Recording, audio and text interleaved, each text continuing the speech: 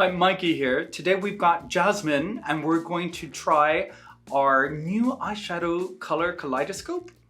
Couche de couleur means to layer color instead of color blocking.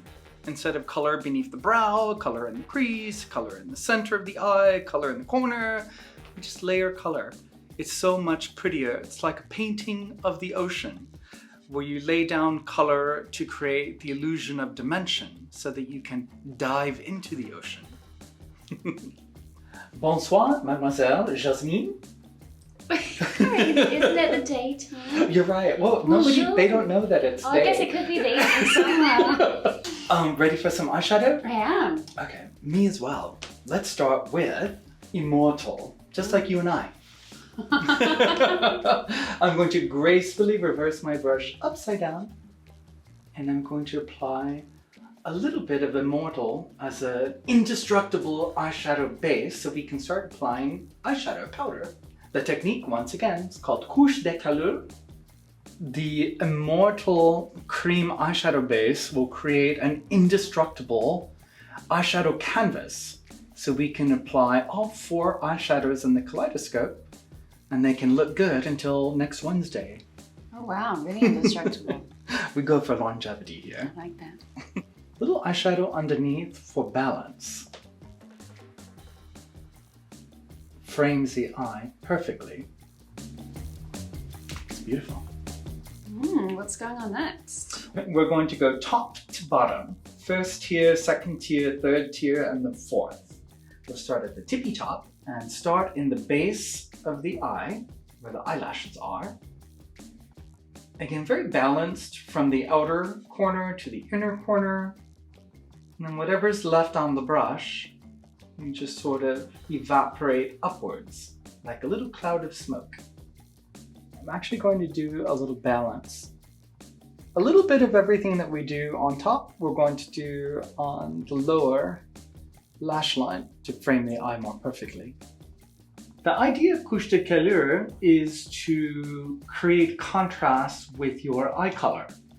So people will look at you and go, oh wow, your eyes, instead of, oh, what interesting eyeshadow you have on. I like that. It's rather clever, isn't it? So now that you've got Rococo on, let's move on to Caravaggio.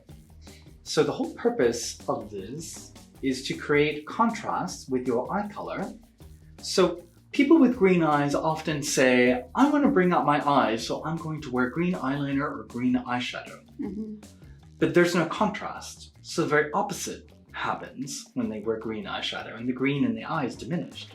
So what would be a good color that would make the green pop? Something that creates contrast, like a coppery gold color. That works quite well for blue eyes too, right? Indeed. In this case, we've got a rose gold, and now we've created contrast with a warm coppery color so that the colors are contrasting each other, creating a prism not unlike the Aurora Borealis. So now we're moving on to the 3rd tier, which is called Baroque. It is a sumptuous taupe. Sumptuous. Nice word.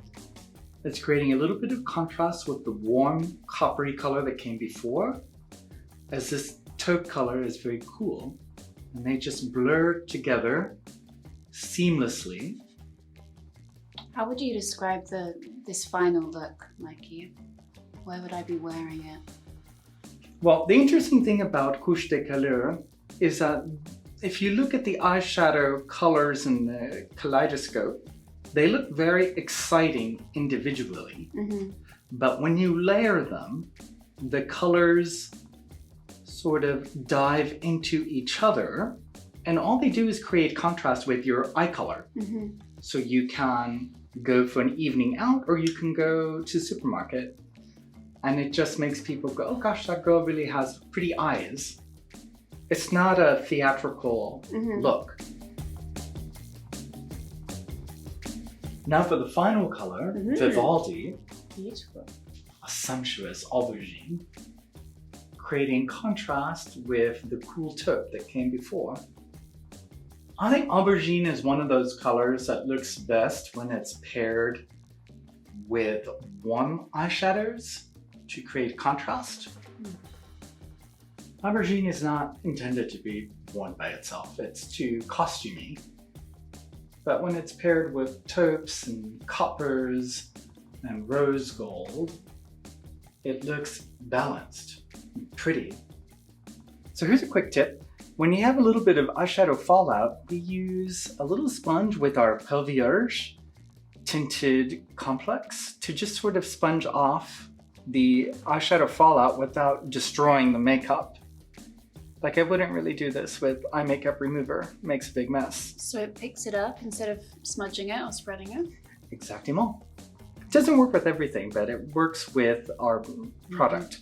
It lifts the eyeshadow fallout and leaves the makeup looking flawless.